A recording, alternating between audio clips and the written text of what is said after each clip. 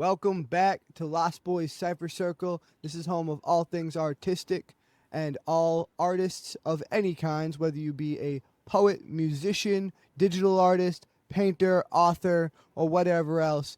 Please feel free to message me at Dylan Lawler on Facebook if you would like to come on the show. This is a place for artists to come and be themselves, their complete selves, free of judgment, free of ridicule, and just open up and really have a safe place to be themselves. So again, if you are an artist and you would like to come on the show, please message me on Facebook, Instagram, or TikTok at Dylan Lawler, or my brother here on Facebook at Brendan Lawler. Now, before we do get into the show, I like to give a quick trigger warning.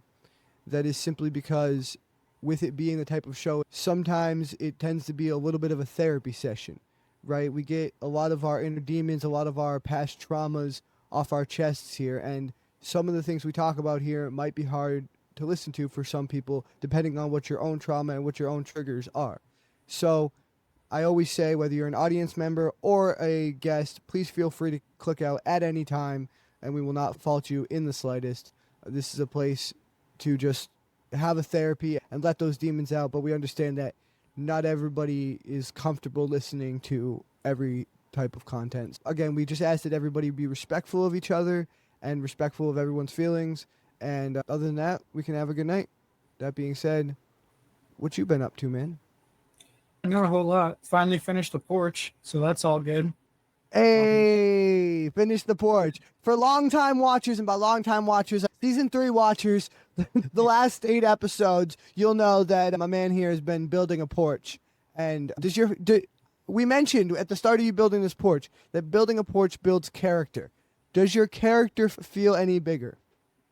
If you've seen the size of this porch, I'd say so, a little bit. Now, it was a good kind of confidence booster a little bit. That's it good. was just me and my grandfather and my stepdad occasionally when he was able to help.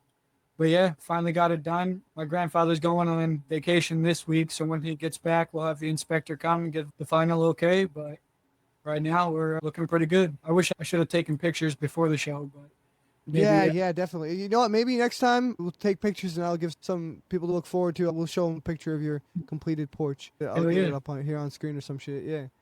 That's cool, man. I'll have to come and check it out in person too, for sure. Yeah, no, for sure. You were here before I tore down the old one, so it'd be cool to come check out the new one. What have you been up to? I was just actually trying to think of what I've been up to, because really, besides a lot of what I've already talked about, which is I got a new laptop, I've mentioned that, and I'm dealing with time management, and I've mentioned that several times here. So I'm trying to think of anything new in my life, and this haircut's new. Yeah. Yeah, man, really, I just been fucking working a lot, editing the show, and then working some more. Oh, you know what's been new? This new album I've been listening to. We've mentioned it on the What's Poppin' segment. Alienation by 3 Days Grace is my jam. Listened to it nonstop since it came out. Nothing but that fucking album. I've probably listened to it over fucking 24 times now, all the way through. It is such a good album. Such a good album, dude.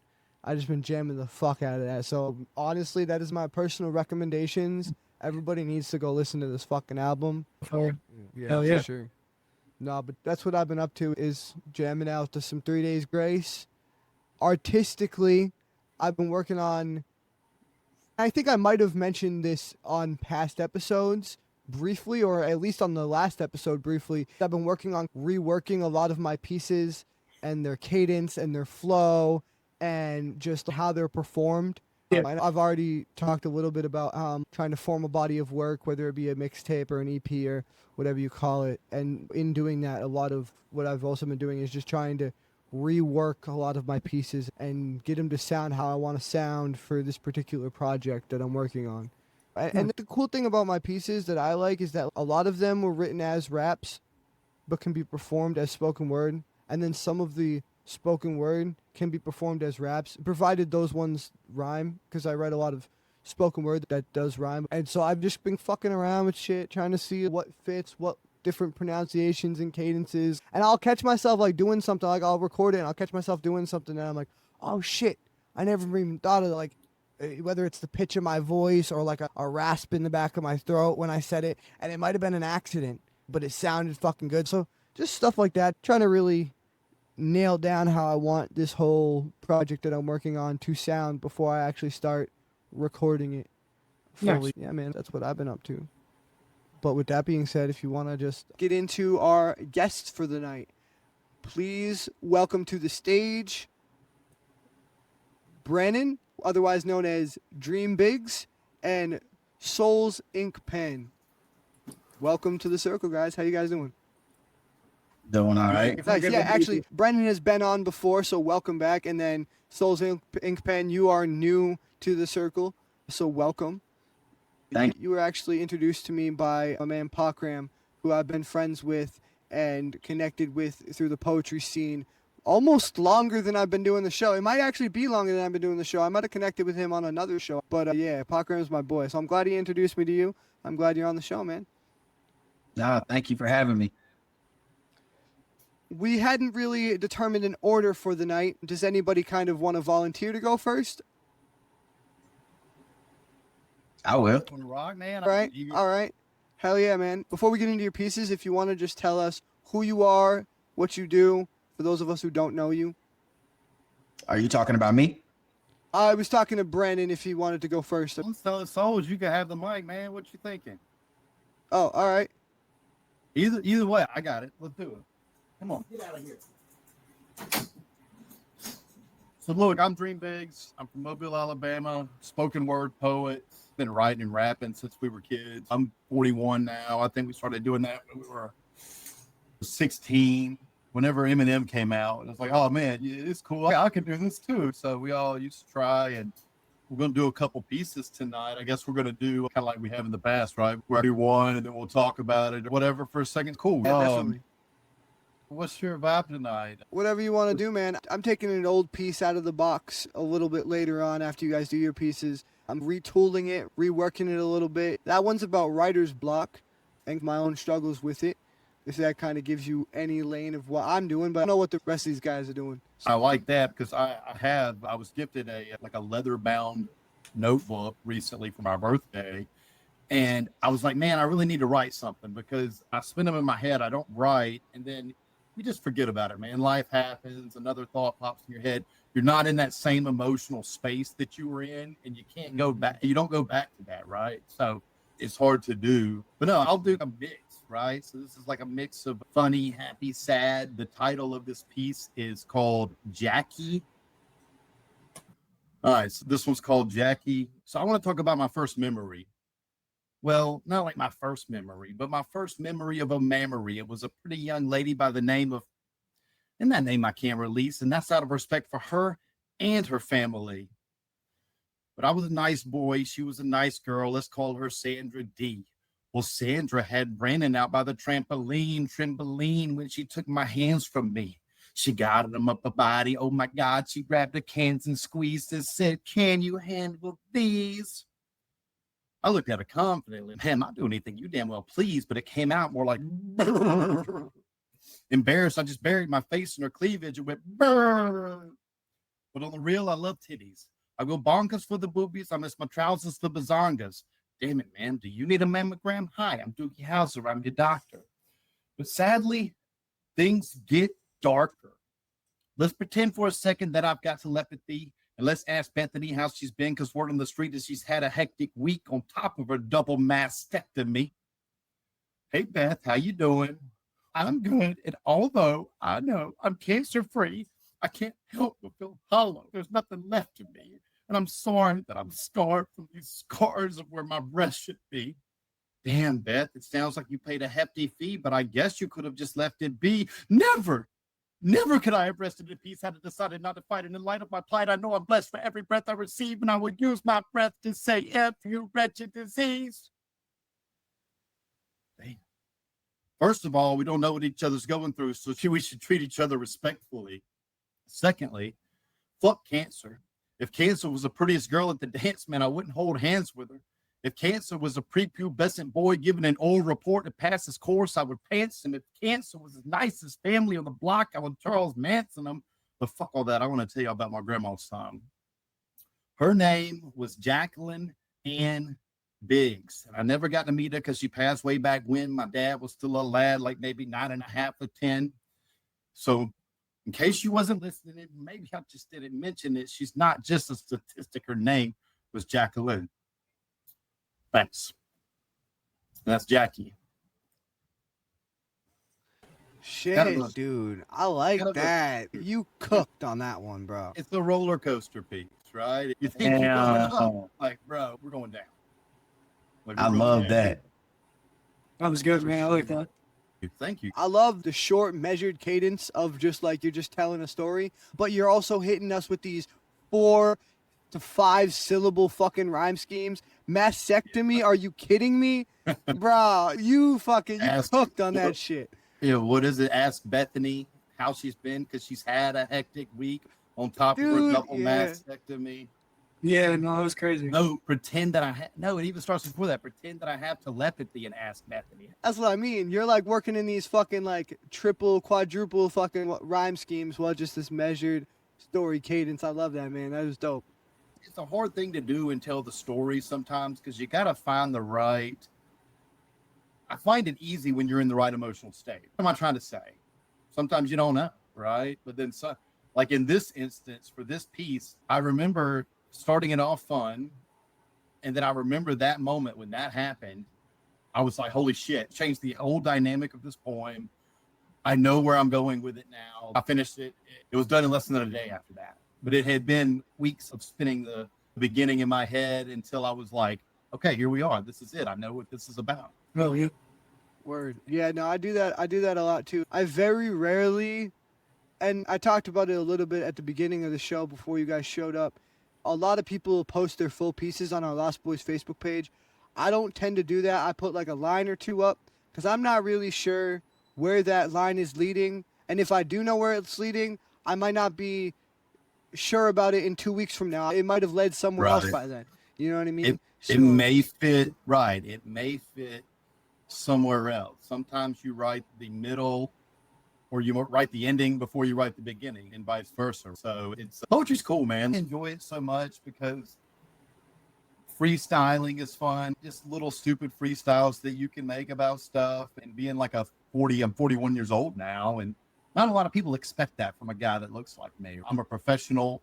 I work in an office. When I rattle off some bars about what we're doing, we're riding in the car, whatever. And people are like, whoa, did you just come up with that? Yes, man. Yes, I did. Thank you. But I'm actually looking forward to from hearing from Souls here. Are you? Yeah. Go ahead. Cardinal. I was going to say, I really like the beginning, especially of that piece where you're having fun with it. It sounds a lot like a freestyle, like something me and my brother would do. But like, you can ask Bethany. And then my brother would be like, she's had a hectic week. You know what I mean? That's some shit me and him would come up with when we're just goofing around. I got an idea of, do you know who Connor Price is? Yeah. Yep. Oh, hell So yeah. Connor's dope, right? So Connor's dope. And he makes those little videos where he's like sitting in the room and then like he himself walks in and they say, what are you doing? And then they make a beat or they end up making a song or whatever. So I have a vision of, and I wish somebody would do it. I don't have time to do it. So I'll just share it here where it's like, hey mom, what rhymes with Bethany? And she's, I've had a hectic week, honey. Leave me alone. But she's not intending to help. She's just saying random stuff back to you the entire time. And it's kind of like a funny little skit, right? And you never see your mom. It's like Howard Wolowitz's mom off of Big Bang, where you never see her. She's always yelling from the other room. And then at the end of the thing, you've done made a point with your mom, and she is kind of place there. There's this other guy who makes videos. He's another rapper. He's called Lil Windex, and he makes these videos of him impersonating Eminem. And like, if Eminem tripped and fell, there's a crack on the floor. I might break my back some more. It's like That dude is funny. Oh, He's for real. amazing. He really is amazing. And he does his own music. I forget his actual name, but he has some pretty good music too, actually.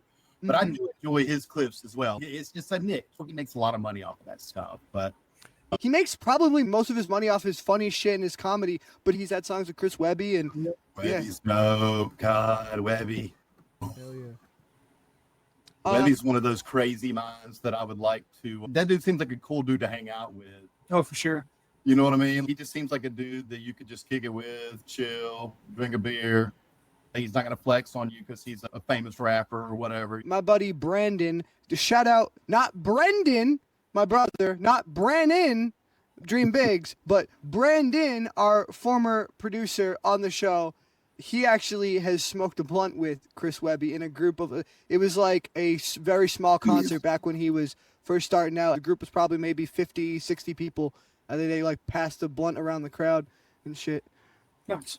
That's crazy, dude. Yeah, and I say he smoked it with Chris Webby because Chris Webby specifically actually passed it to him, like he was in the front row, and then it got passed around. So Ritz is another one of my favorite rappers. Ritz is probably one of the greatest lyricists that have ever lived, and his double time delivery is so great. But I got to meet him one time right when he was getting with Yellow Wolf, and they were blowing up a little bit. They were starting to really gain a lot of traction when Yellow got signed or whatever to Shady.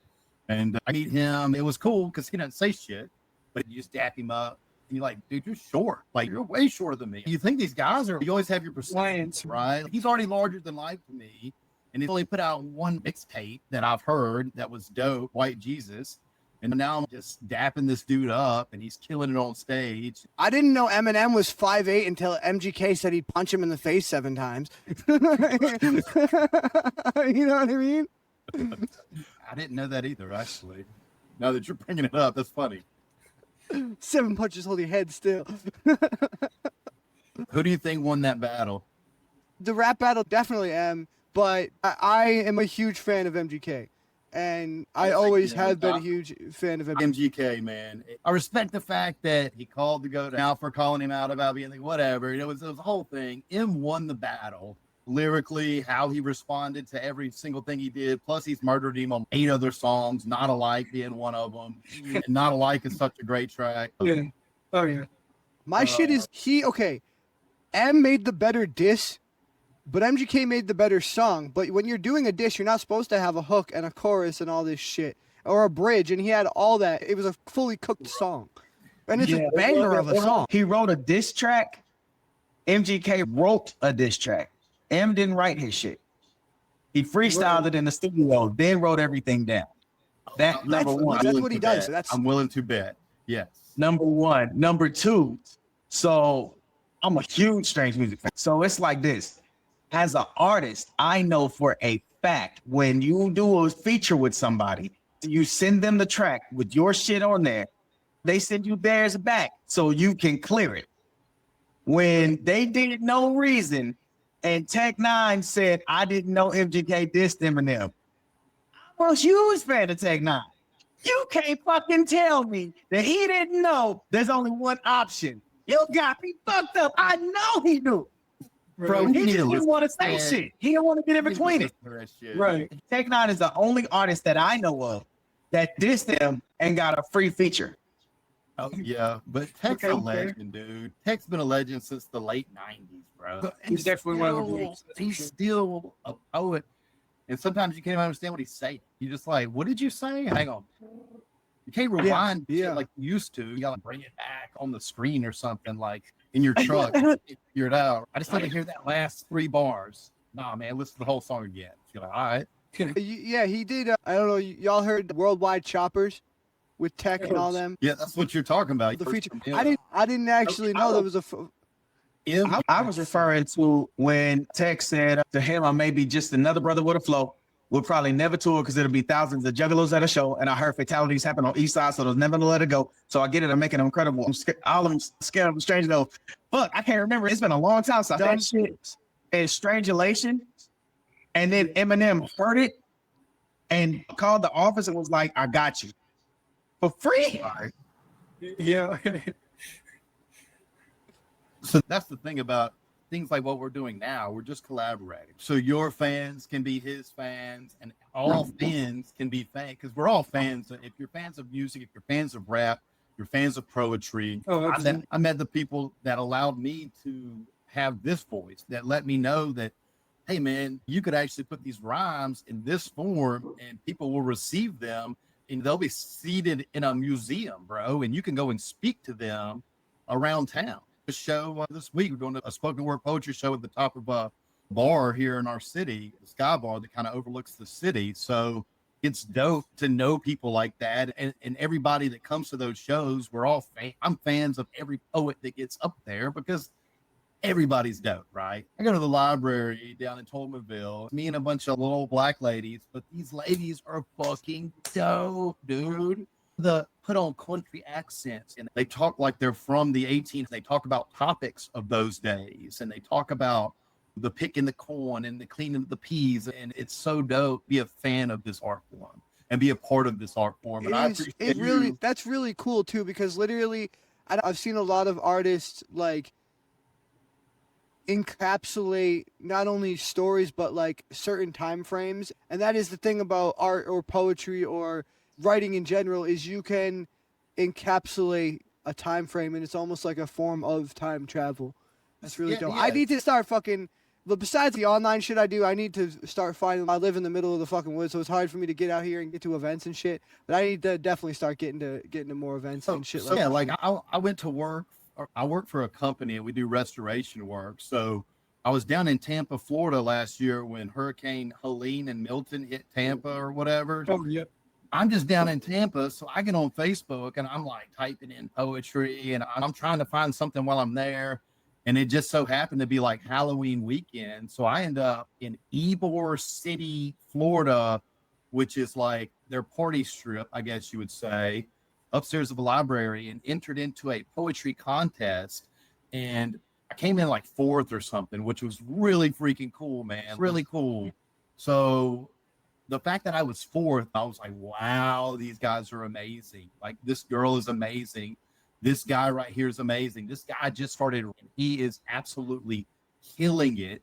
And to go to a city like that and be able to just jump in and be accepted by their local scene, that's what I love about this. Rap is a little more competitive. It's a little more bravado. And that's why I've made it a point to try to get rappers on my show as well as poets and other, because I welcome artists of all kinds, right? We all speak the same language, we just don't realize that we do. And I've really been trying to get rap to be more of a fucking community thing and less of a confrontation. I respect battle rap and I love battle rap, but I also love sharing like songs and shit that I've made with my friends that rap. And like, when you have so much confrontation, it's hard to make friends in the rap scene.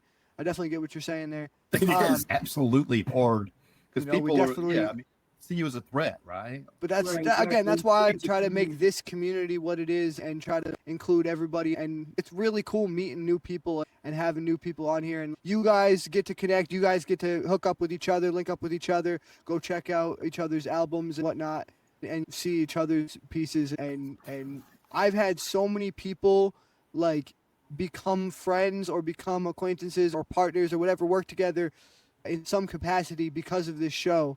And it is just, it's really fucking amazing to see all the fucking community. For sure. That really is. With that being said, though, do you have a title for your second piece here? I got to pick one. I know you like one of these, but let's say, so I'm going to do a little bit of a funnier one. So I'll do a funny one. It's called You're the Reason. Right. I'll drop this out of here.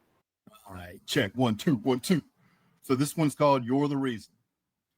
So you are the reason that somebody masturbates.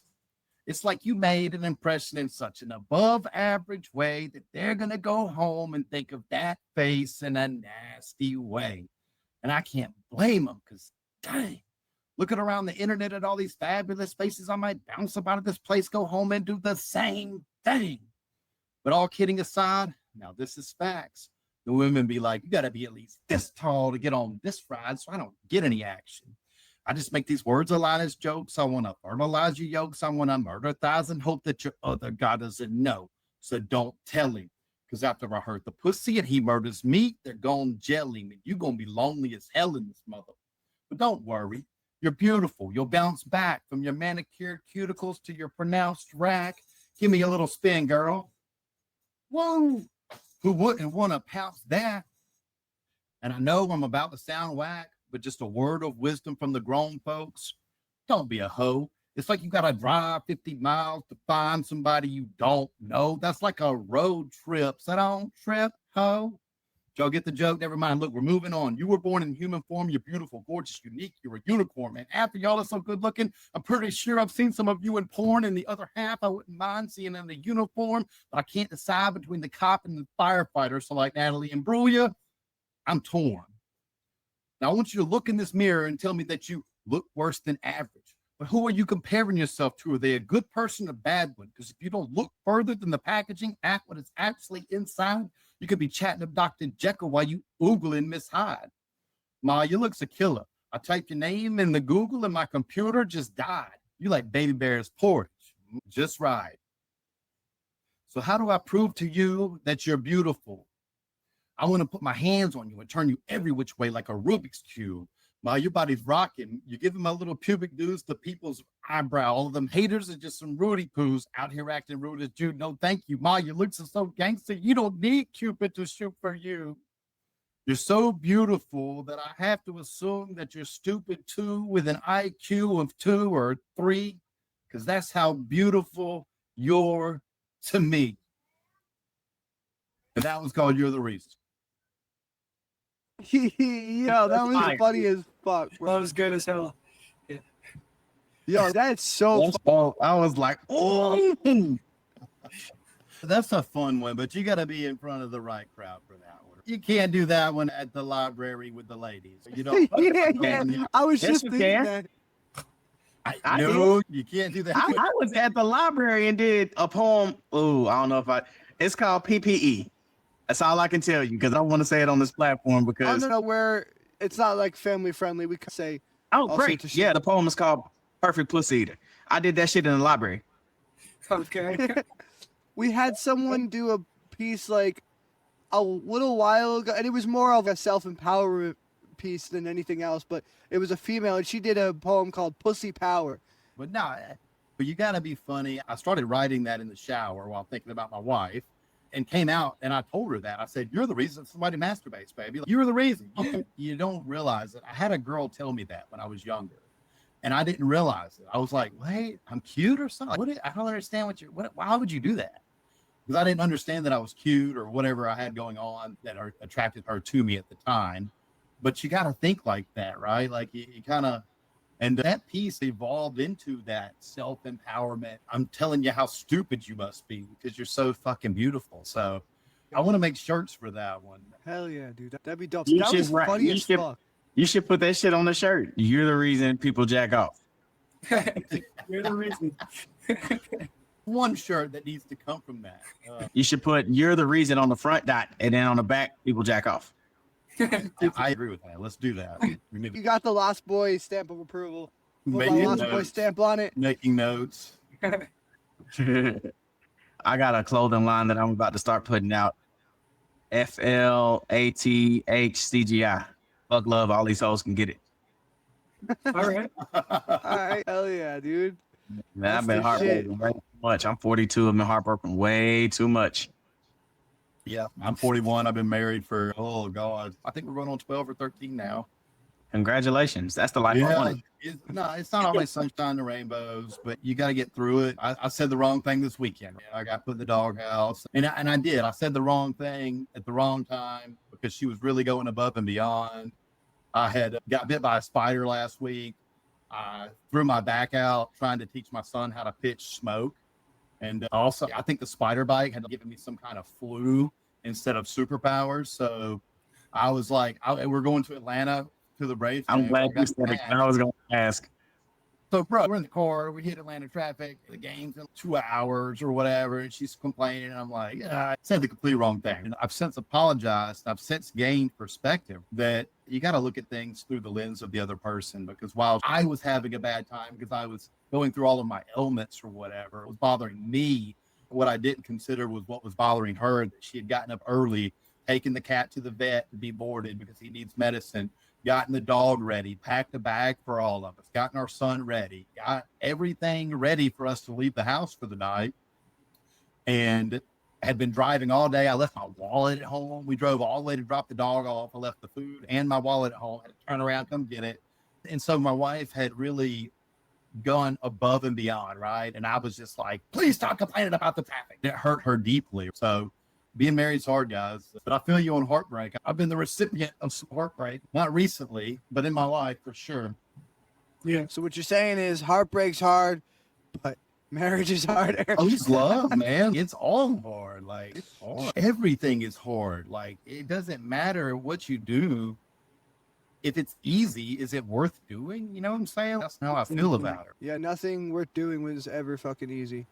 Right. Yeah, Like, absolutely fucking. like with this podcast, you've had some adversity over the past while, and you've had your own struggles, and you're vocal about those at times, right? And it's all hard. We're all just going through it as player one, and we don't realize that player two, player three, player four, player infinity, they're right there living their own truths and their own lives and their own what they consider to be realities. So like we're all perceiving this very moment from four different, very unique perspectives. Absolutely. Like I y'all think, been here. I think my brother just tuned in when you started using video game analogies, but yeah, go ahead. Go on. I was gonna say, who got the rumble pack? Okay. Which one of y'all? Which one of y'all took first? shit. I'm always first. Nah, who's on Right. first? No, unplug that shit. Nowadays, it used to be like, okay, I could unplug it and then plug me into first and you into second while you were in the bathroom. But like nowadays, it's all connection based. You got to disconnect, sign out, all the fucking bullshit just to get into a fucking controller. Nah, just take that controller and give them the other one. They all look alike unless you got controllers like mine. That's Yeah, true. what? No, yeah, I mean, the VR. yeah, you and your custom fucking shit. Was that called? Oh, that's the Doom controller. Oh, nice. Hey, Xbox. Oh, yeah. Yeah. We used to play a lot of Doom back in the day. That was our era, right? Souls. Yeah, yeah. I found myself playing Doom on PC, like the OG original, the first one that ever came out. I found myself playing that not too long ago. Somebody had it as an emulator. Yeah, I've murdered so many of those zombies, dude. And Duke Nukem. Hell yeah. Doom. Duke Nukem was the shit. I came here to kick ass and chew bubblegum. And we're And all go out of pee. bubblegum. Hell yeah. Game where one of the side missions was to go pee. Oh, yeah. Dude, you remember it. I just remember blasting. Fucking And like, just dude, I got constant. zombies, like, I what do just I remember know? chaos. That's all I remember about that game. Non-stop chaos. It was complete chaos, right? Oh shit. Souls, if you want to get into your segment of the night. Yes, sir. My brain froze for a minute there. Yeah, if you want to tell us who you are, what you do, what you got going on, tell us the name of that new album as well while you're at it. All right. My name is Souls Inkpen. I am from Muskogee, Oklahoma. I'm 42 years old. I actually have 4 projects out. The first 3 are Panty Droppers, a book of poetry, volume 1, volume 2, and volume 2.0. They go from I Want to Meet You to your kids gonna find out where they came from. This last project is called Living Off Various Emotions While Assisting Delusion. The whole thing is an acronym. The whole thing is an acronym. Living off various emotions, obviously that's love. And while assisting delusion, it delves into the poetry that I wrote when I was with my ex-girlfriend, and my friends that knew her called her AD. Wow, I really like how you. I didn't know that about that title. I had listened to a little bit of that project, but I didn't know. I picked up the love acronym, but I wasn't sure what the rest of it was. Like I picked out the LOVE, but I wasn't sure. But that's cool, dude. That's really dope. Yeah, she's extremely delusional, and I'm a grown-ass man. But yeah, she's still living in her delusion, and I live it over there. Hey, you know what? At least it inspired your pieces for the night. You had sent me the names of them. Which one do you want to get into first? Flowers. It's off my first E EP. Where's off your first EP? All right, I will drop us right out. So I wanted to buy her flowers. I wanted to go to the most expensive boutique the city had to offer. I wanted to ask questions I don't normally ask. Do I need a pot? Or will a vase do? Can I plant this in the open so the world can know how much I love she, and she can wake up smiling daily because finally she's able to see the beauty I see in her growing wildly. I want to talk to different plant heads, sift through different pamphlets, meet with every flower lady, possibly picking petals of knowledge, just hoping to get it right. I want to earn a green thumb. Learn the ways of the great ones as if I were a Padawan, or at least I try. But see, my thumb isn't that green. All plant life seems to crumble in front of me, and I'm assuming that's the way it's supposed to be based off everything I've seen. Let me break it down for you. See, I'm not after roses because they're too often given. I'm not after carnations because there's no funeral to go to or no real cause for celebration. I'm not after dandelions or daffodils or even stargates and lilies shit. For her, I just want to buy some weed because I like the way it takes her pain away, if only for one night. And I can't lie. Seeing her high is hella hilarious because her smile, it already lights up rooms. But when she gone off that kush, shit, it lights up entire galaxies. So I'm an 80s baby. And I was raised off the old adage with you can always do more with the little rainbow. So when I was sifting through those pamphlets and talking to those different plant heads, I swiped a couple of those seeds because much like her, much like that weed with her, I just want to learn to grow. Boom. I like that, man. Shit, man, I like your style. And I like the little singing note. That's always nice and fresh when an artist works a little singing into their... It's few and far between that I get to hear it, but that's really dope. Appreciate that. Yo, I actually wrote that. Oh, go ahead. No, go ahead. I wrote that because I was in a relationship, I want to say 7 years ago, and she said she had never been given flowers. And I said, okay, cool. The lover boy, he kicked in. Valentine's Day came around, and I bought her a half dozen roses.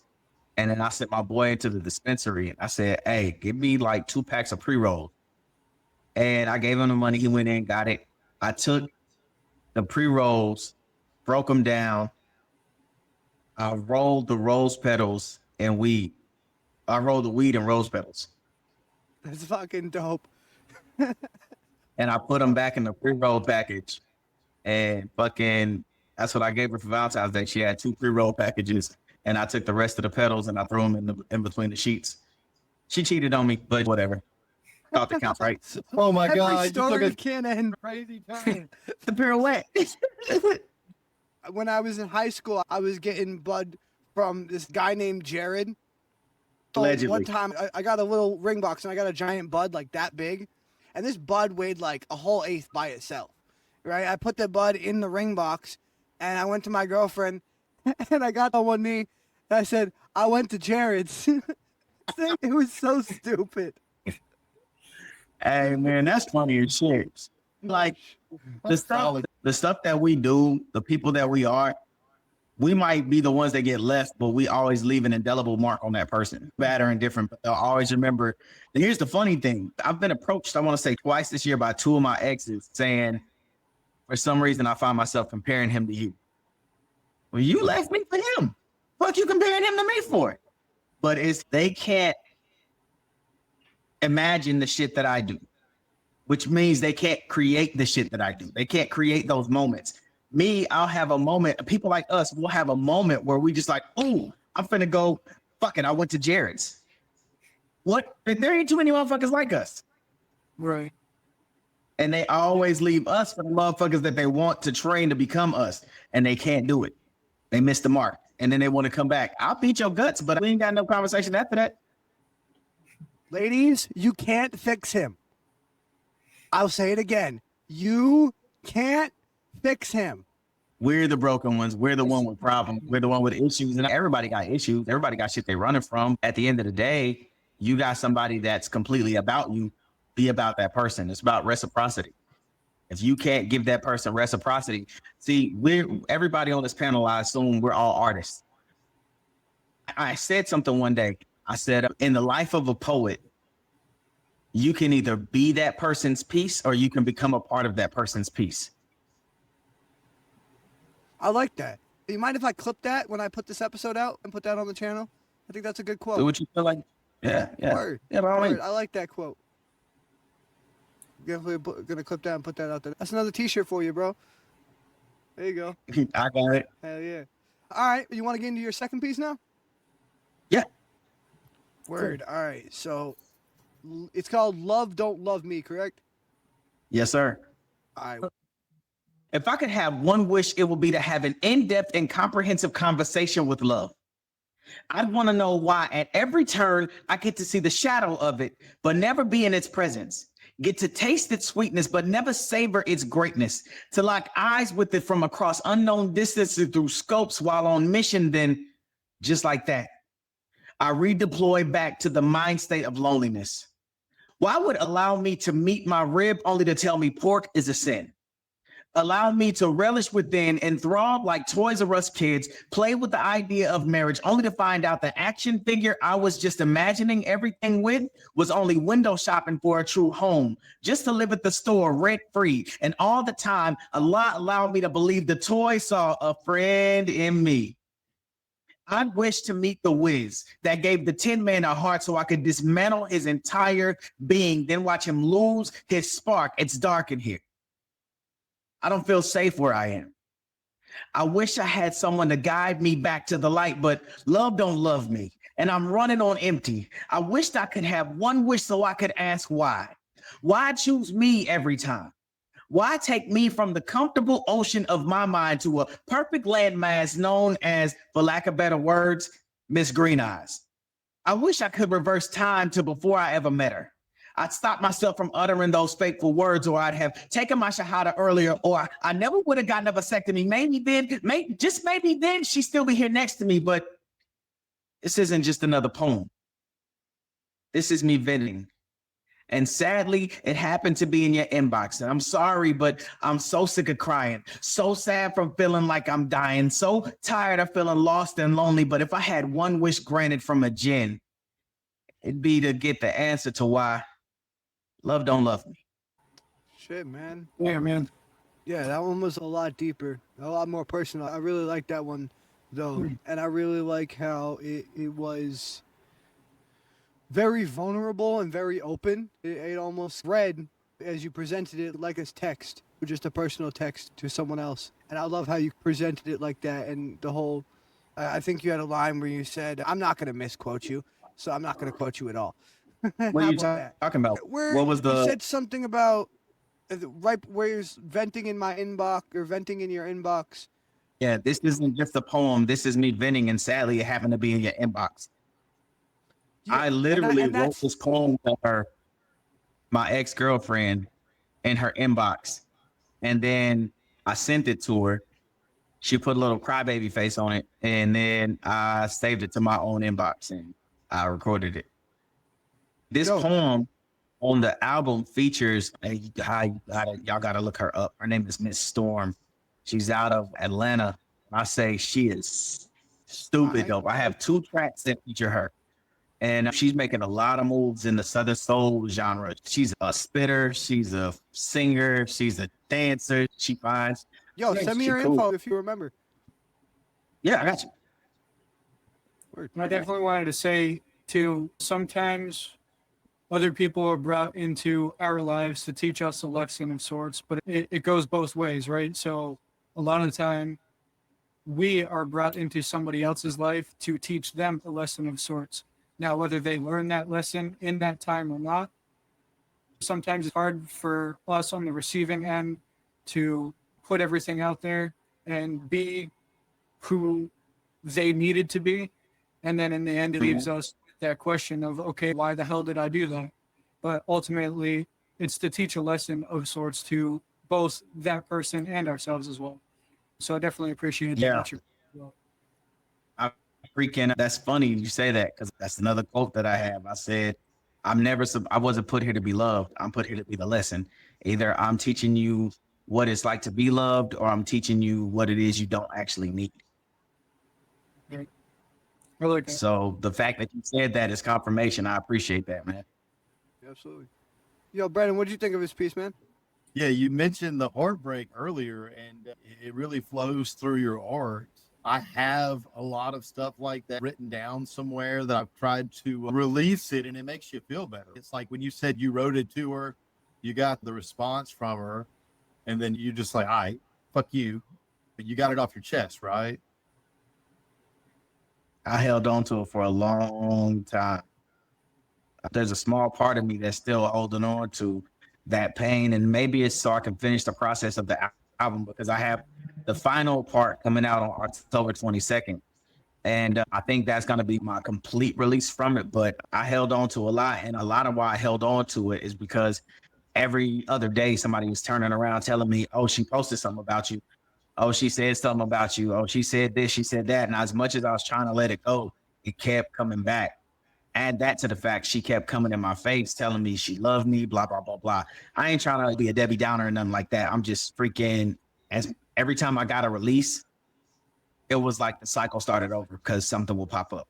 Somehow she'd be back in my face in some way, shape, form, or fashion. Now I'm good. Now I'm okay. Full of disdain. I laugh through it, but I'm full of disdain. But I believe that on October 22nd, I'll get my full release from it. Well, I pray that you do, man.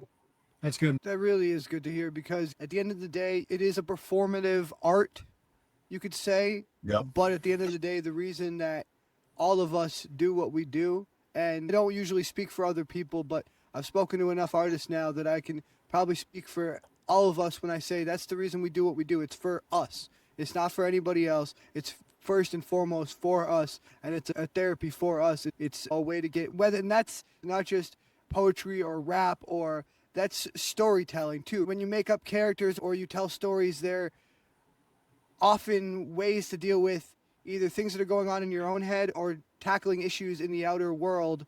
Even if it's like a fantasy novel, anyone who's ever read a fantasy novel will tell you some of the greatest quotes of all time that really hold true to a moral compass. And that's what we as artists are in charge of doing, is taking those morals, those beliefs, those whatever, and putting them out into our art. First and foremost, sorting through what we've got in here and putting that through in our art and making that our own therapy. So that's definitely great that you're able to feel like you have that release, and that I'm getting this out of me. I'm purging my mind. I'm purging my soul of this anger and regret and torment and whatever other feelings go along with that, is to have that purge and that set date of, okay, this is when, I'm going to be able to release it. Because really, pain only hurts until it stops.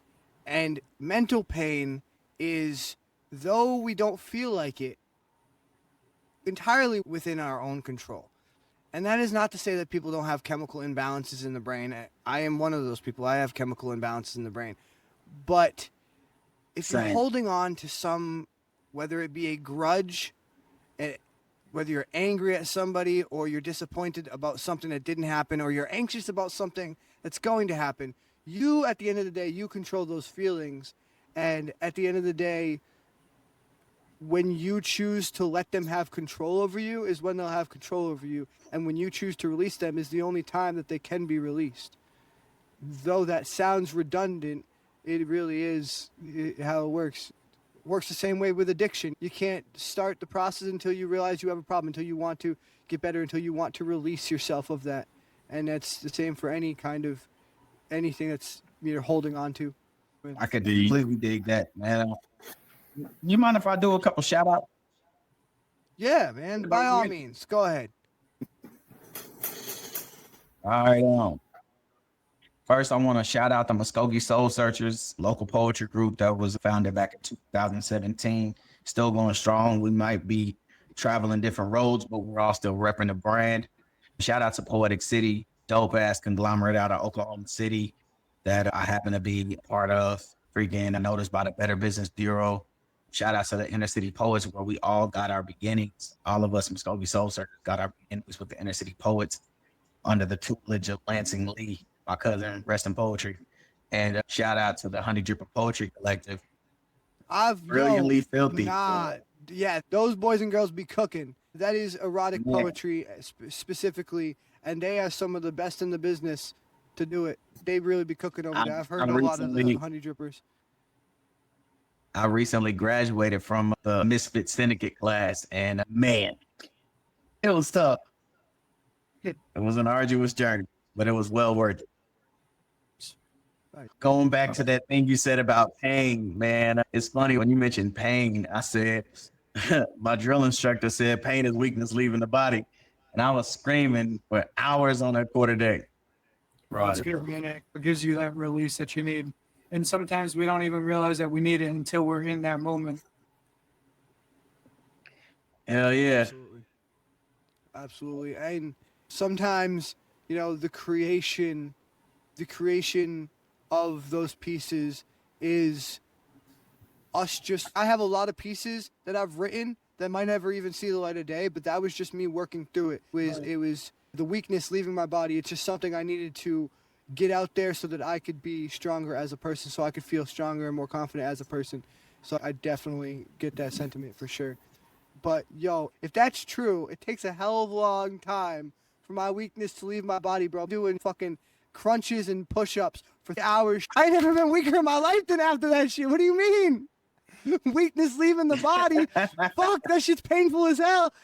Yeah, I'm getting there. One day I'll be slightly less scrawny and might not be able to wrap my own fingers around my wrist. One day.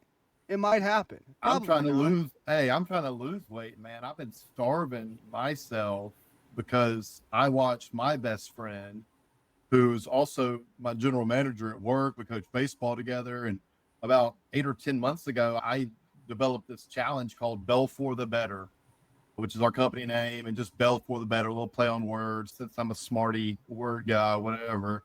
And it ended up taking off. And 5 people in my office, including myself, lost weight. 2 people lost over 30 pounds. Okay. Which is crazy, right? But like you say, it's hard to do that. Right now, my pain is my hunger. My pain is my body saying, bro, just eat some bread, eat some. But pain, yes, pain is relative to your mind, right? Somebody that likes to eat like myself, hunger is a pain for me. I don't like being hungry. I'm not huge. I'm only like 230 pounds currently. I'm 228. 2 years ago, I weighed 224 though. And I went all the way up to 250 and I'm on my way back down, and it's hard though, right? You got to go do the push-ups, which I haven't made time for. And maybe I do that, and maybe my pain, maybe that's where the pain goes, right? Like, fuck you, stomach. I'm in charge.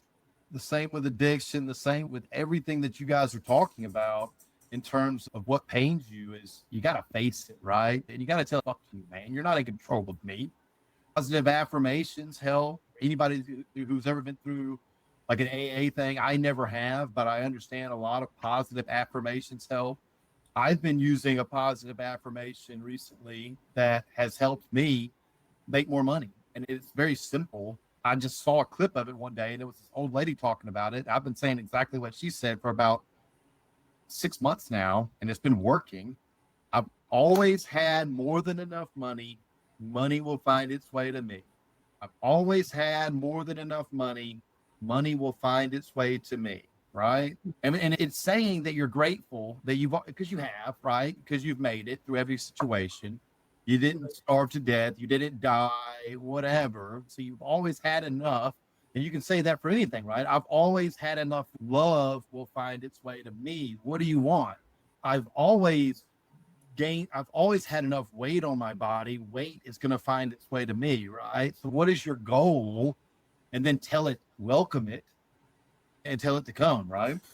Manifest that shit. I actually did a piece on our last episode called Manifest Destiny, and it was literally all about just holding my goal in my head, not letting go of that image, and manifesting what I wanted that image to be, and manifesting that image into my life.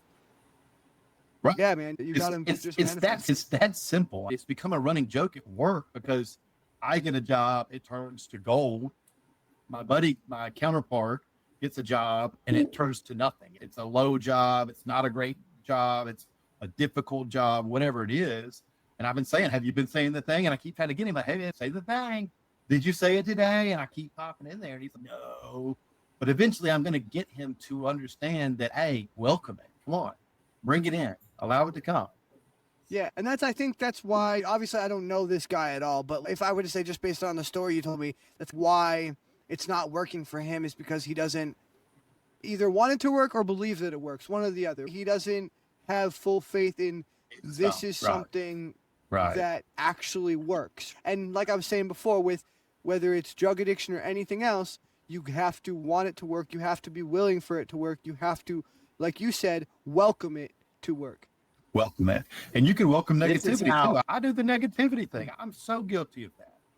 Oh, my back hurts. Like what I was telling you guys earlier, I was talking about negative things that went on in my life last week. The negativity just hit me at once and it knocked me down a few notches. It was like, hey, you're human, right? And then negativity bred negativity. And then I hurt my back and then the spider bite. And then I got like COVID or I don't know. Maybe the spider bite, maybe the COVID. I don't know. But I sick, right? But I kept thinking negatively. And Sunday I turned that around. I was like, I'm not going to do it this week. We're going to start a new week. You want to know how I get people to get into manifestation? Yeah. 90% of the people that I talk to say they're Christian or that they read the Bible. Most of them ain't living their life, whatever. This is what I say. I tell them, so since you say you read the Bible, all you're doing is speaking those things that aren't as though they are. And as long as you believe in that, you can make it happen because there's power of life and death in the tongue. And then they're like, yeah, you're right. Yeah. And I'm like, so manifest it. Okay. So all of a sudden it's not witchcraft. No. Oh, fuck. Yeah. Yeah. It's the free flow That's of bad. and ideas. And it's honestly, and I know it's ironic to say this on a podcast that's on the internet, but it's because of the fucking internet. It's because of technology. Everything, it's instant gratification. We want it the fuck now, not yesterday, not tomorrow, the fuck now, and we don't want to work for it at all. We want it at the fucking flick of a finger. Yup. That's why I like hitting the switches on my lowrider, because it's at the flick of a switch. Instant gratification. That's actually dope. I don't know actually anybody. I've never met somebody with a low I rider. hit a That's switch. sick, bro. Oh, I'm already all the way down. Hang on. Let me see if I can turn my camera around. I don't know if I can or not, You but just- I'll show you. I had to sit up to do it. I'm too Oh. short to shrink anymore, man. I'm too short to shrink anymore. Hold on. I got you. I'm constantly pushing myself up in my seat. I'm like, God damn. Oh, shit. That being said, guys, me and my bro here have a peach. Blah, blah, blah. We definitely don't have a peach. We have a piece. I meant to say we have a piece, meaning we each have one. A piece, each. We have a piece of, each. yeah, a piece each. A piece each. I knew what you meant. Piece is funnier, though. I don't know if y'all can see that car or not. Nah, hold up. Yeah, you can't fucking see it. Nah, it's too dark, man. Just the lights. Start riding around in there. Throw me a picture sometime. Share that. I want to see that thing. That's I dope. can't get the motherfucking start. Not right now. I broke it. Oh, Oh man. Good luck. I hope you get it fixed, man. I fucking Things break. Every time you ride in it, it breaks. Something breaks. Every fucking time. My buddy rolled up at Mardi Gras this year, hitting switches, and we were like, "Oh, that's so dope." By the end of the day, he's, "Oh no, it's fucked up." I'm like, "Well, you ain't gonna probably sleep home, bro." What kind of car does he have? Oh man, it was the old fucking Delta 88, just on Dayton's, like with switches on it. Bouncing it. I'm just like, dude, Oh, yeah, let's go. Damn. oh, run over a kid. You just sitting in the parking spot. got some Still Dre just bumping out the speakers. Yeah, no, you got to right. Hit the Hell yeah. That's crazy when you find out Jay-Z wrote Still Drake. Yo, that's sick. I actually most I songs that believe. most songs that Dr. Dre has done since 1998 or above have been written by Eminem. Yep. Most of the Yep. songs, and like he's very vocal about that. He doesn't like it's not like he's hiding that at all. No. It's right there in the song credits too. It's public record. But most of the songs that Dr. Dre has done in the last 2 to 3 decades have been written by Eminem or another famous artist. Somebody asked him about that in an interview, and he said, "You can't afford a ghostwriter? What the fuck you talking to me for?" Damn. He I said, ain't even gotta pay "How come him. you didn't write it?" He was like, "I didn't feel like writing shit, but I had to put the album out, so fuck it." That's what people You're forget. great, right, People man. forget. Dre is not only a gangster motherfucker, but he's a gangster motherfucker who is a billionaire, not million, but with a B, billionaire. People don't even realize how much Dr. Dre could flex if he wanted to, but he just doesn't. He doesn't. Like, At all. forget about Jay-Z and Beyonce. They're striving to become what Dre has been. They together are striving to become what Dr. Dre has been by himself. He became a billionaire when he sold beats. That's what made him go from being a millionaire to a billionaire. He sold his sound technology. Yeah. And Old Jimmy Iovine. I can hear his voice. Just making so much money. Yeah. yo, it's funny how like certain people's, like when you're a hip hop fan growing up, like certain people's voices just like, stick in your brain. Like M's manager Paul, I know exactly, or Steve Rosenberg, I know exactly what that Man. motherfucker's voice sounds like. What he looks like, all of it. Like there's two things I wish Eminem would bring back: the intros. This is your public service announcement brought to you by yes. that. Yes. I want to hear that shit again, and I want to hear the skits, the Paul skits. He actually Oh, hell does. yeah. He does do the Paul skits still in his. He did it in Kamikaze, which was the album where he just shit on everyone. Yeah, Paul called him up in a skit and was like, I don't know if it's a good idea to make a whole album just dissing everybody, because what happens next? Kamikaze 2, the album where you reply to everybody who didn't like the album he made, replying to everybody. It's a slippery slope, man. And then M calls him back and shit. The newest one, I can't even remember what the fuck the skit is, but there's a Paul skit on this newest album, The Death of Slim Shady. And not only that, his voice is back as well, which is thanks to AI and his own, like, fucking sound engineering or whatever, but he made his voice sound like Slim Shady again. yeah. And if anybody wants to talk shit and say, oh, fucking AI, it's fake and blah, blah, blah, it's okay, dude, you don't realize that those songs were made 30 years ago. Your vocal cords physically change in 30 years. Because that's the thing people don't understand is they'll grow up listening to Eminem, and for them, they've listened to all of Eminem's catalog in the space of 5 to 10 years. That didn't happen within 5 to 10 years. That happened within a span of 30 years where his voice changed a lot. But I think that the newest album, The Death of Slim Shady, is the best use of AI that I have seen, hands down. Don't get me wrong, I love the Bigfoot videos, but that album, changing his voice like that and making it sound like it used to, is the coolest AI, most creative and artistic, because people are very opposed to anything artistic going with AI. But the way he made AI and art blend like that, phenomenal. It just best use of AI that I've seen since AI became a thing. Speaking of AI, so I was on Chat GPT and I was going through some shit. I don't remember what it was, but it said, would you like me to construct a poem in your style? I was like, huh? And I just wanted to see what it would do. I said, fuck it, sure. The shit that motherfucker wrote, I didn't reply back to it. I just laughed and I kept my thoughts to myself. I would never write that bullshit. Yo, you know what? That's crazy. I'm going to have to try that tonight because I have hours and hours of me doing this. It has hours of my voice to sift through and learn how I talk and all that shit. So if I ask it, make a poem in the style of Dylan Lawler from Lostboys Cypher Circle. Yeah, That's Ask see that if that thing to works. make a It'll try. podcast episode. Tell that thing to make a podcast episode, bro. Hell yeah.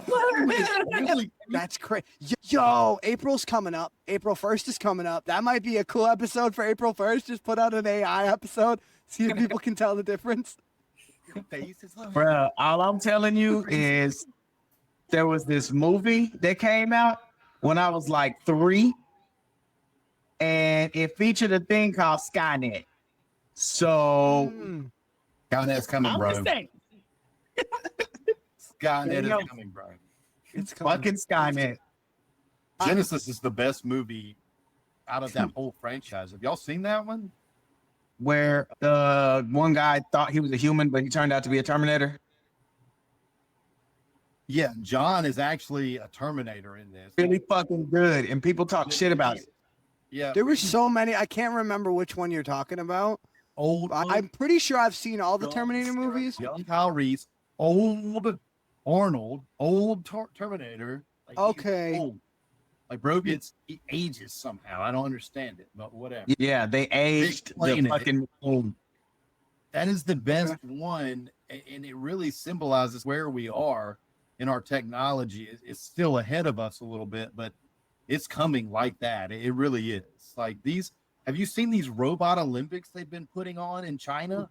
Yeah. Now, like y'all want to hear something? fighting them? Like Forget the fucking robots. Have you seen the computers that Elon's implanting in people's brains? Yes. Yeah. Nope. Oh god, yeah. Yes. Man, somebody asked me if they did that shit when I joined the Marines. I was like, no, not that I know of, and if they did, I don't remember. Neuralink's been around for a long time though. Like they are capable.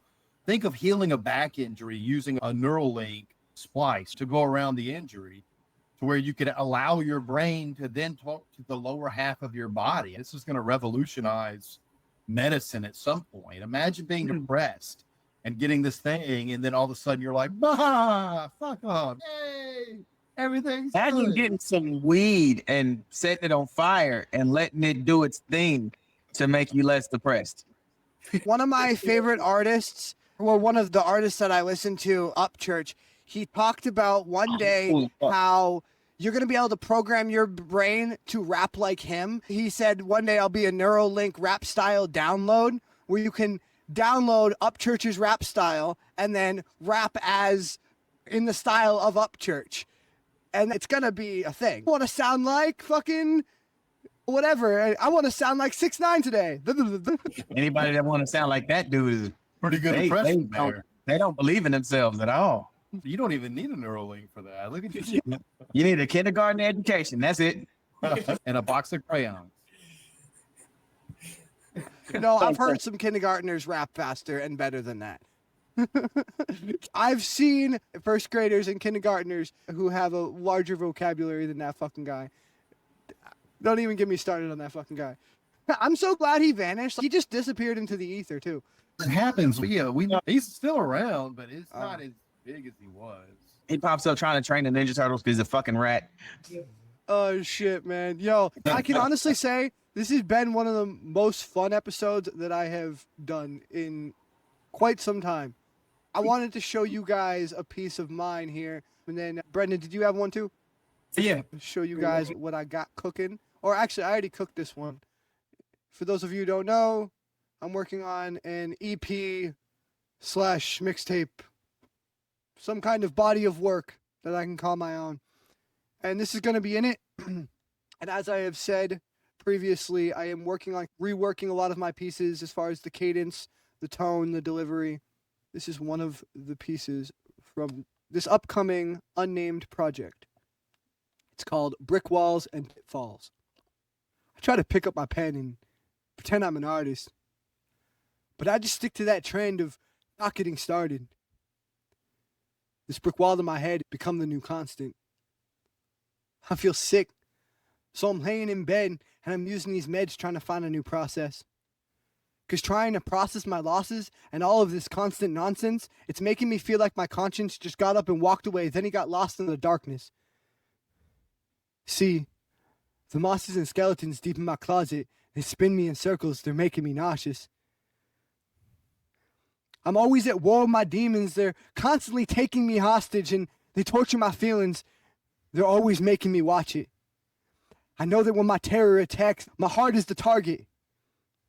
And then suddenly, I am back where I started. Back on a bender till I fall on the carpet. Back on a battlefield, putting shots back for my dearly departed. And during the day, you can't look at my face and see that I'm empty and hollow. But look at this page and look at this bottle, because I always say that I'll try tomorrow. So the booze was erased, and the words they were swallowed. Then puked on the ground. Now I am face down while I lay here and drown in my sorrow. I don't know why. Every verse that I write starts with me trying to survive in my mind and ends with me crying, passing out, puking, or dying. I've always got everyone gasping and sighing like, why can't you write something happy? Write about goals that you have and write about making them happen. Write us some scenes where you're laughing. Why do you always fall back into this gloom that you say that you're trapped in? I told them I'm glued to the blackness. Like a symbiote suit, we're attracted. See, I'm all for the doom, it's fantastic. But you should marvel the way that I mask it in public like Superman's glasses. Cause I am the comic relief for the masses, but my origin story is tragic. That's cause they told me to hold back and hold on to the rage and the sadness. I was told that I had to be passive. So, when I get mad, it's been making my ego get massive. I start turning green, breaking free from this evil and smashing those walls I put up in my head till they're ashes. It seems now I can finally master my passion. Cause see, this is the scene you were asking to see. This is the scene where I'm laughing. This is the scene that'll be the most graphic. No treaty of peace, you can see me almost ready to snap, and you'll tweak when you see me about to go savage on all these demons and doubters and naggers. Cause that's how I see my way out, and I battle the shadow of doubt from my past sins. When it covers me like a shroud and it gets darker than I imagined. Everything around me blackens. And it feels like I walked on a path that's surrounded by trees where the reaper peeks at me from between these saplings. But there ain't no route around it. That's the street I stand my ground in. It's the only place my feet feel grounded. What I mean is being proud to be myself is the only way I'll be able to get through this hell and leave my enemies all astounded. And that is brick walls and pitfalls. Nice, bro. Fan. I'm a fucking Marvel fan. And Yeah, Yo, that you Marvel- catch those, brother? bro, I caught the whole fucking thing. Run it back. What the fuck? They Marvel at it. Yeah. Thank you. Man, yeah, those Like, Marvel I'm bars are some fantastic. of my proudest work. Did you say I'm doomed like I'm fantastic? I said, I'm all for the Doom. It's fantastic. Bruh. Fucking bravo. Fucking. Let's fucking go. Yeah, man, those Marvel bars, man, are really like, those are some of like my pride and joy lines, just because I'm such a huge fucking Marvel fan, and the fact that I was able to like, and I think I got that, not my love of Marvel comics and shit, but Eminem growing up, he was a huge comic fan, and he put a lot of fucking comic characters in his fucking work, and I just always grew up listening to that, and I was like, I always thought that was so cool when he like compared himself to the Human Torch or fucking the Hulk or whatever, was able to work that in with metaphors and similes, and so I'm so glad you caught those bars, man, because Oh, yeah. So It was dope. there's a poet that I listened to on Poetry Season 1, and I believe he's the first poet on there. I can't recall. He said something that sticks with me to this day, and I started watching that show when I was 15. He said, I want to hear a poem where ideas kiss similes, making metaphors get jealous. Okay. And when you said what you just said, it just jogged that memory. Some of you said it just jogged that memory, but bro, you fucking killed that piece. You got a new fan. yeah, man, it was actually weird because it's like a piece about not being able to write or being stuck in a place where you can't write, and then all of a sudden it comes into this place where I'm writing some of the coolest lines, not necessarily my best lines, but some of my favorite personal lines that I've ever written. And yeah, that piece in particular is going to be one of the first pieces I put into the project for sure. Yeah, I recorded that. I was recording you on Snapchat. Oh, word. Let's see. Can y'all hear this? Here you go. Let me see. I'm glued to the blackness. Like a symbiote suit, we're attracted. See, I'm all for the doom, it's fantastic. But you should marvel the way that I mask it in public like Superman's glasses. Cause I am the comic relief for the masses, but my origin story is tragic. As they told me to hold back and hold on to the rage and the sadness, I had to be passive. Say that. Hell yeah. Yeah, no, and actually, if you caught it, I take it a step even further, because if you catch the part right at the end there, I say, it's been making my ego get massive. Yes. I start turning green, breaking Green, and free then from I the evil and smash smashing. That's the end of that segment. It comes in on Venom, symbiote suit, and it ends on Hulk. Superman. Yeah. Yeah, it was the You hated the switch so hard. You were going from the girl, like the girl nagging you about being so fucking dead. But that's what we were just talking about, right? You beget what you think about. You think about that shit. That's what happens, right? You got to break that cycle, right? You got to try, right? You got to try to break that cycle But you said no. I live in the blackness. I'm fuck. I told him I'm glued to the blackness. Like a Glued to the symbiote black. suit, we're attracted. That's Because and that honestly is like I'm getting a Venom and Spider-Man tattoo at some point because that holds a huge amount of symbolism to me. Spider-Man is someone who, first of all, my favorite fucking superhero. I actually have Spider-Man posters up on my fucking up right there. That's actually Spider-Man #1, the first Spider-Man comic ever released in 1930 something. Right there. That's and then I Stan have another Lee's poster favorite next to character it. that he ever wrote. But Spider-Man, yeah, he is someone who always tried to do the right thing and always tried to live by with great power comes great responsibility, right? I have this power, so therefore I have responsibility to help others with it. And I feel the same way about my poetry and about my talent, my gift, right? I have this gift, and that's why I created Lostboys Cypher Circle, because I feel the responsibility to use that power for good. Where Venom comes into the whole story is that's my favorite story arc of Spider-Man of all time, because Peter Parker's like the purest fucking soul ever, and he gets corrupted by the darkest blackness imaginable, and he lives with it for a while. It becomes part of him. He embraces it for a while. That's the part that a lot of movies skip over. Like Tobey Maguire's, they covered it a little bit, but like in the comics, there were multiple runs where it was just black suit Spidey, right? And he embraces that darkness for a while, and he lets it make him stronger. For a while, he has control of it. For a while, if you read those comic runs, he starts using it to his advantage, and he uses it to save people, to help people. It becomes a force for good until it eventually corrupts him. And the story of him constantly fighting that corruption while still trying to use that power, because I believe my darkness is what makes me be able to write as good as I do. If I didn't have the mental trauma and fucking baggage that I have, I wouldn't be able to write half the shit I write. That passion wouldn't even be there.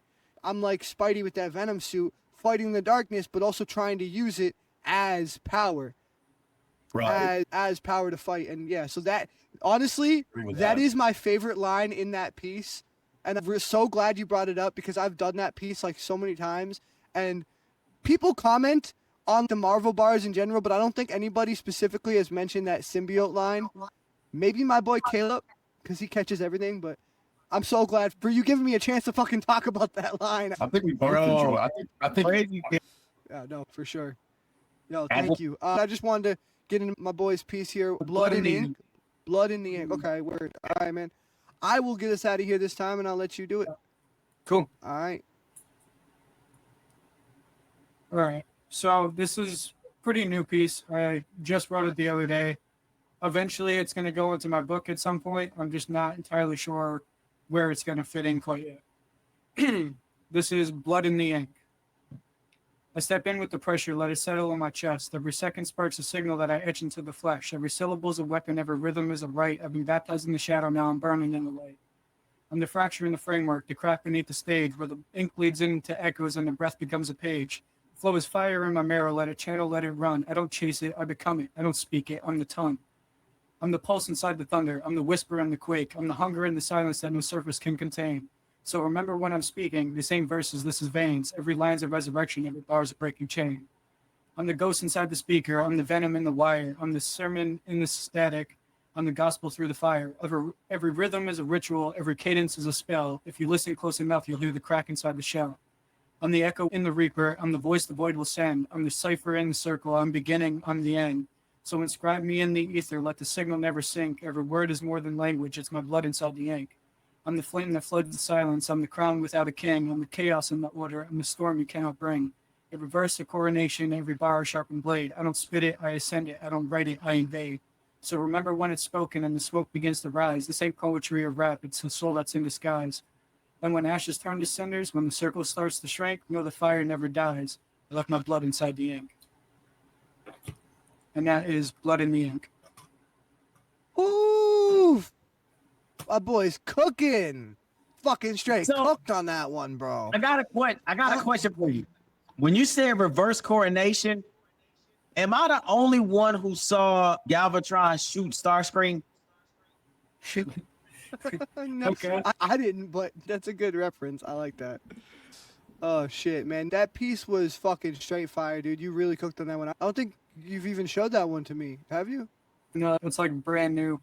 I wasn't sure really if I like was that gonna one. bring that on or not. I like how it echoes the sentiment of our logo here. Yes. Yeah, blood within the ink. That's the whole design. There was a That was- couple lines in there that encircled the circle a little bit. So Encircled glad the you- circle. yeah, Encircled the circles. How many circles can you have? Actually, you know what? Right now, here's a pop quiz, and I swear to God, anybody who gets this right, I don't know what the prize is yet, but I'll come up with a fucking prize for you. Look at the screen right now. How many circles are there? That's the question. How many circles are there? That's for the fucking fans in the audience to message me your guess. How many circles are on the screen? Nah, dude, that was a really dope piece, and I really like the way that you always take your inner thoughts, your inner demons, and you really do. You bleed them through your fucking ink. It is so much an inner reflection of your inner turmoil, your inner fucking battles, and it is so much the epitome of what we were talking about, which is this is what I'm writing, this is for me. It may be spoken to someone else at some point, but this is for me. As I'm writing it, this is for me. You had a line in there where you said, this isn't a poem, this isn't a rap. I like that part. Yeah, this isn't a poem. This is a rap. This is the soul. this ain't a poem. This ain't poetry or rap. It's a soul that's in disguise. Yes. That's literally it. You embody the soul of your pieces.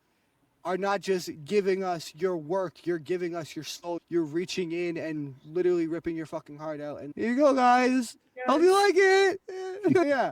And yeah, I try to do the same thing with my pieces. So I just really appreciate, again, I've mentioned it a million times, bro. I vibe with your pieces so much because that's what you do, because you spend so long and so much painstaking effort just pouring as much of yourself into it and it being as real as you can possibly make it. Thank you. I appreciate that. Gentlemen, I am a single father and I have to go put my kids down. Bed. You are It all is set, man. No problem. 21:45. Hey, I real appreciate quick, y'all. Thank you so much for having me. Yes, sir. real quick before we get out of here. We do this one thing, and we'll do it with Brendan in a second. But tell us a goal for yourself for the next week or so, something you want to aspire to do, whether it be artistic or personal. My goal for the next week is go back to the gym and go back to the studio. Go back to the gym and go back to the studio. All right, man. Word. All right, thank you for being here, bro. Catch you later. Thank y'all for having me. Of course. Good to meet you, Right. brother. Enjoyed you. Hell yeah. All right. With that being said, we're into our goal post now. I think I kicked us off last week, Brendan. So how about I put you on the spot here? All right. So personal goal. Now that I'm done working on the porch and everything, I want to start working out again, man. I'm just getting back in shape. I've been working on the porch and stuff a lot, but I really haven't, since I've been back in New Hampshire, I really haven't been working out all that well. So that's my personal goal. And then artistic goal, this may be a repeat, but I want to really start like actually concentrating on like fleshing out my book more, especially now that I'm done with the porch and everything. I just want to really get that fleshed out and get it fully on the paper in the order, because I have it. It's just everywhere. I have most of what's going to be in it. It's just all over the place at the moment. Yeah, that's my personal and artistic goal. All right. I guess that leaves it on me. For a personal goal, I'm going to make a effort to be more physically organized, clean my car more, clean my desk more, like physically just clean up and make sure everything's organized regularly. And make that a regular routine every day. I make sure my desk is straightened out. I'll come to set up for the show and I'll be like, oh, fuck, I got to clear my desk off with all this shit and figure out like what blah, blah, blah. If I just kept myself regimented and kept myself to clearing my desk off once a day or whatever, getting my nightstand right now, it has fucking 6 water bottles on it. You don't need that many water bottles, Dylan. What the fuck are you doing? So because I'll drink half of it and then the next night I'm like, I want a cold one. So I go in the fridge and I get another one because I want a cold one to go to bed with, but then I don't get rid of the other one. I want to be more organized and neat is my personal and artistic goal and this is definitely going to be a repeat of last time, but again, I'm just really buckling down on trying to form this project into fruition. Like, actually have it, right? Because, like you said, my shit's a little scattered right now, too. I have it all in a Word doc. I have everything in Word docs and whatnot, but I have to compile them into one thing. And I'm also, again, like I said, trying to work out the cadence and rhythm of each of those pieces. So really just everything from nailing down the cadence and rhythm to figuring out exactly which pieces I want to be in there and then compiling them. But I'll also say that part of this project is going to be interludes of a sort. And that's all I'm going to say about it, really, is just interludes of a sort that are describing either where I was when I wrote the piece, or a little bit about the piece, or maybe just a quote or something like that. Little skits, little interludes, and I want to start like fleshing those out and seeing where that's going to go in the project as well. So I guess, you know what, to have it not be a repeat, I'll say my goal is to not only flesh out the project, but flesh out the interludes and stuff that I'm going to fit into the project. Yeah, and that leaves it on you, my man. Same goal I've had from this past week, which is to continue to control my portions when I'm eating and what I'm eating. Be mindful of my body and the fact that it's not gonna do this, and I've just got to be stronger than the whatever the parasites and everything in me that's saying, "Hey, eat sugar. Hey, eat this. Hey, you need more of this." When I know that I don't, and I just need to get a grasp on that. And I would say I haven't set an artistic goal in a very long time, but since I got my new book that I mentioned earlier, I'm going to say make a mark in that book, whatever it is. A couple words, a line, an idea, something needs to be written down in that book this week. Nice. Hell yeah. Thank you for being with us. Like I said, it is one of the coolest, chillest, most fun episodes I've had in quite a while. Yeah, man. You are welcome back any fucking time. Just let me know when you have a free date. We'll work out a time. Any fucking time, man. Absolutely. Y'all both inspired me tonight with your new words. And I've really got to get to working on something. So I appreciate you both continuing your writing journey. And you look good, man. I'm going to give you a compliment, Dylan. You look good, man. Like you. Thanks, man. I just got a new haircut today. It's the hair a little bit, but no, you look good.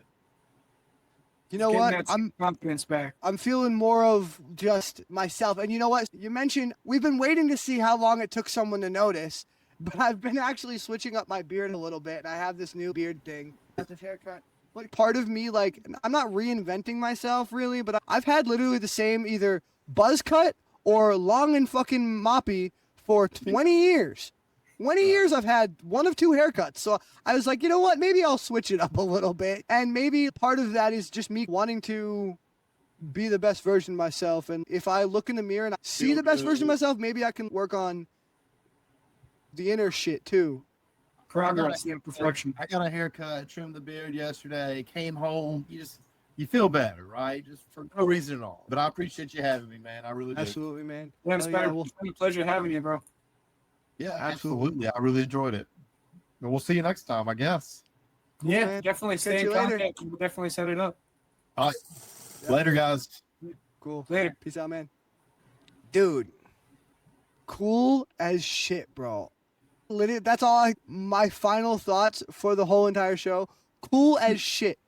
Just the chillest, coolest, most fucking laid back show that I have had in long fucking time. And that is not a slight on anyone else that we've had on here. All fantastic guests, all amazing people that I love to just chill and have conversations with.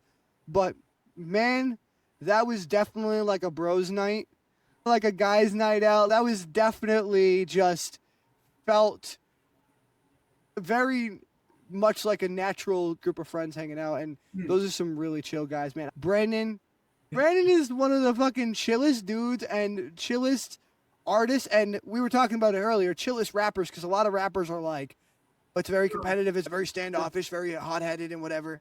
Yeah, so. Yeah, me too. But no, he's a super cool guy. And dude, Zinc Pen, our newest member of the fucking circle, like, he could not have fit in better. He is the chillest, fucking coolest fucking. And man, his fucking poetry, I was like I am very intrigued to now go and listen to, because I didn't even know he had that many albums or any of that shit. Like, I knew about one album, the one that he said was an acronym. I knew about that album on Spotify, but I'm going to have to go out and check out a bunch of his other stuff. And all the, sure. he sent, by the way, he sent me, actually, you know Yeah, what? it's like- He sent me that car we were talking about, that lowrider. okay. So hold on, let's see if I can get it. Here we go. Oh, damn. Okay.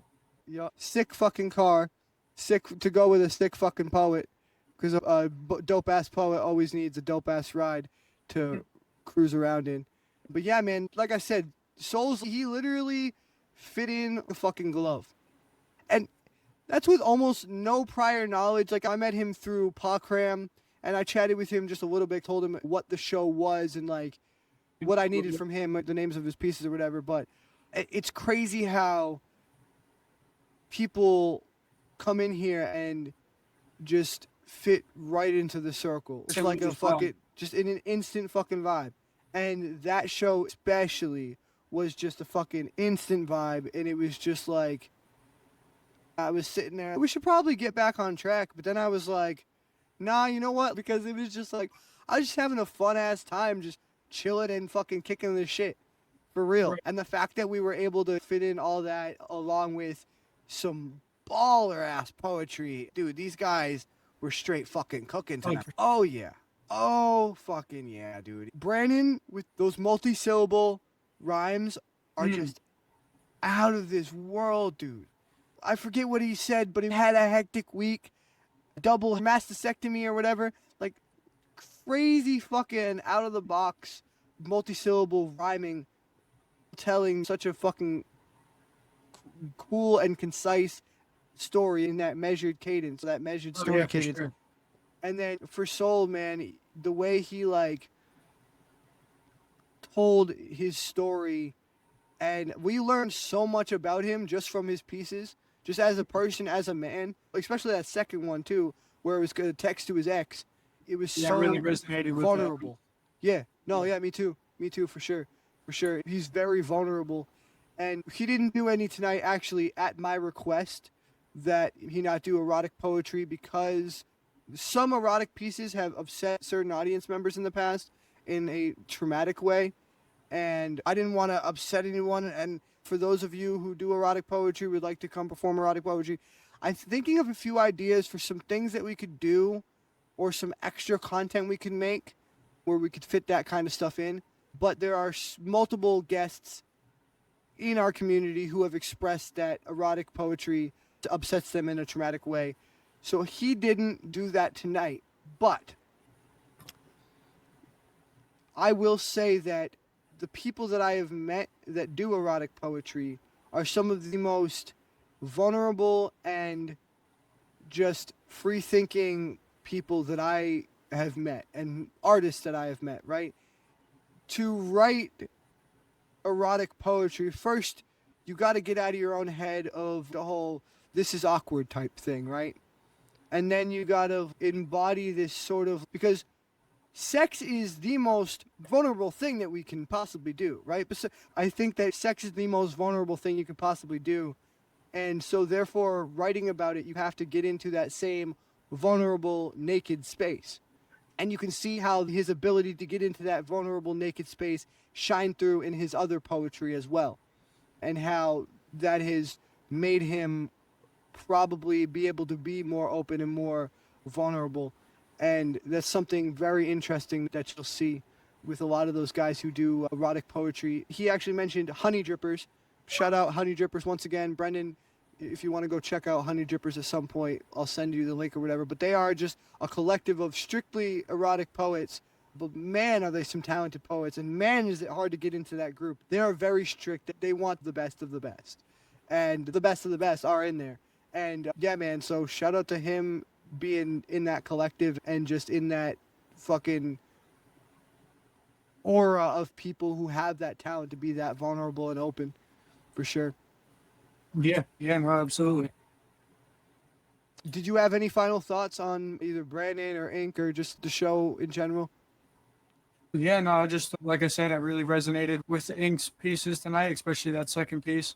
I know I touched on that a little bit earlier. Both of them wicked show guys. Pleasure having them here. Definitely looking forward to looking into more of their work in the future, having them back on the show and everything, and definitely keep an eye out for them. Hell yeah. All right. With that being said, guys, that brings us to the end of our show for the night. Please make sure you go follow us on our Spotify, our YouTube, our TikTok, our Instagram, and our Facebook. Please make sure that you go to our Facebook Lost Boys page in particular, because that is where we grow our community, and that is what this show is all about. It is a community of people and a community of friends. So if you'd like to be part of that community and part of that group of friends, make sure you go to our Lost Boys group on Facebook, and make sure you check out these full-length episodes every other Saturday at 9 a.m. Eastern on the Lost Boys YouTube channel, as well as the Lost Boys Spotify channel. And then you can find extra clips on TikTok and Instagram and YouTube. And please leave a like and comment. It helps so much, not only to push the algorithm and show YouTube that you like us, but to show us that you like us, right? We want your feedback. We want to know, do you like the formats that we're doing? We want to know your feedback on the artists that we have on, so that we know whose people's favorites are, so I can get them on. Again, not that everybody isn't welcome. We want your feedback. We want your commentary. Please leave a comment. It really does help so much.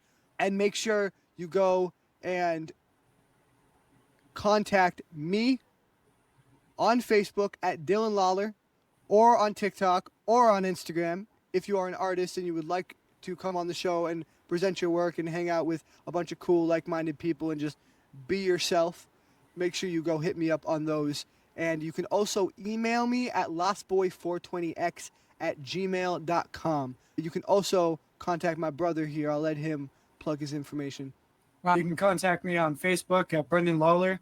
I'm on TikTok and Instagram under Carnan_95. Or you can also reach out to me through email at soulreaper95@gmail.com. Awesome. And if you have a spare cent, a spare dime, a spare fucking wish, a spare wish or a spare prayer, and you want to send it our way, there's Lost Boy 420X on Cash App, Venmo, and PayPal. All those Cash Apps the same. Like I said, anything from a dime to $1 helps, or just some spare wishes. We appreciate anything. But most of all, join our community. Go and follow us on the YouTube, and catch us every other Saturday at 9 a.m. Eastern. That's how you can show us the most support. And we will catch you next time. Peace out, guys.